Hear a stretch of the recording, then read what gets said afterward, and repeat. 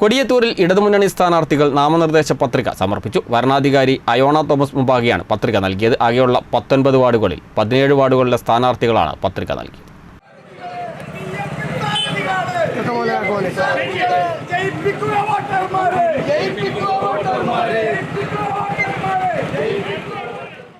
കൊടിയത്തൂർ ഗ്രാമപഞ്ചായത്ത് ഭരണസമിതിയിലേക്ക് മത്സരിക്കുന്ന ഇടതുമുന്നണി സ്ഥാനാർത്ഥികളാണ് നാമനിർദ്ദേശ പത്രിക സമർപ്പിച്ചത്.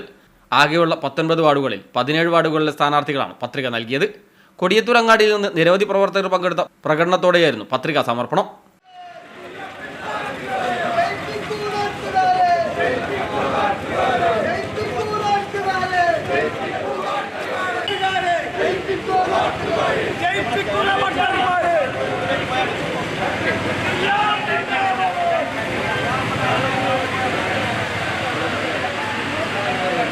വരണാധികാരി അയോണ തോമസ് മുമ്പാകെയാണ് പത്രിക നൽകിയത്.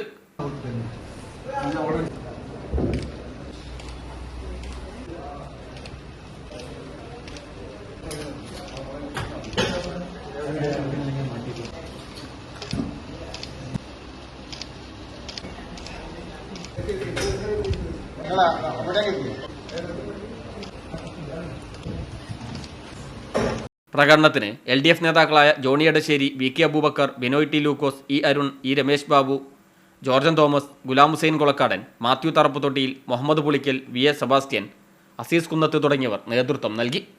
News bureau, Mukkam.